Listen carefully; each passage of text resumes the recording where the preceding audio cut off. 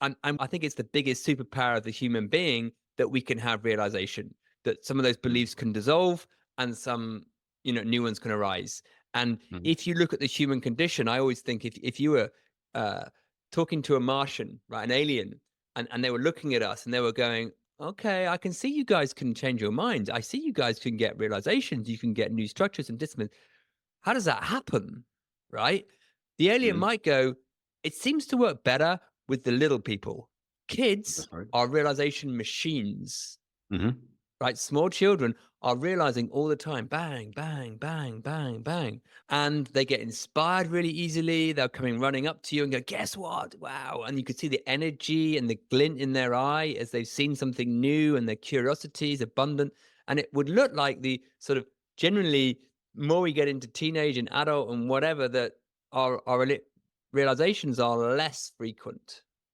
Yes. It could look like that, or Mhm. the harder work to change. So Yeah. we go back to see, well, what is it about, if the Martian was asking us, what is it about those kids that means they are just learning machines that they can just realize? And the thing that I've spotted, which is at the core of what I do in my work, is seeing there's one big difference. Um, and that is the relationship they have to what I'm going to call the self, Mhm. the idea of them, and even what reality is. I mean, that's quite a profound thing to say, but they have a very different relationship to what they think they are versus us more grown up people who have started to see that we are this self. We are a separate, finite thing that needs to go into the world and succeed and seek and protect.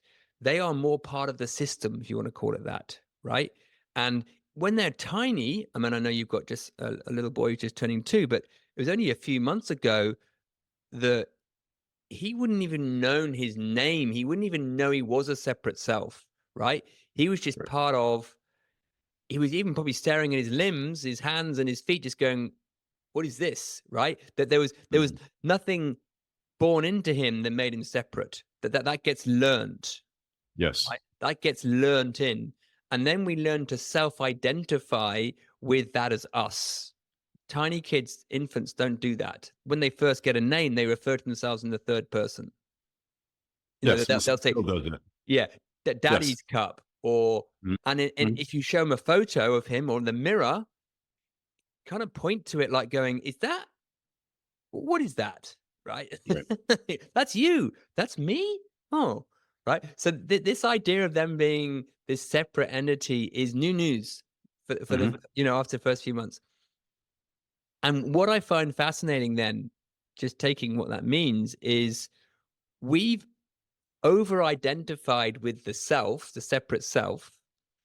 And when we do that, we self identify with the idea of the world and our resourcefulness having to be something that we have to go and get, right? Rather than being something that comes through. So the capacity for realization, which we talked about just a minute ago, is inbuilt inherently into us. The reason why we're not as fertile to see them is when we're self identified with our thoughts and perceptions about what we are or about the world. Right. Now, I can go into this a lot more, but does that make any sense at any level when I just say that? That's what's the problem is we've self-identified with us being separate to the system, to the world, and that's what gets in our way of fertility. It does make sense. It does make sense that as we, the way that I would see it, the way I would word it Mm, is the older we get and the more experience we get, the more hardened that idea of who we are and what we represent in the world becomes. And it's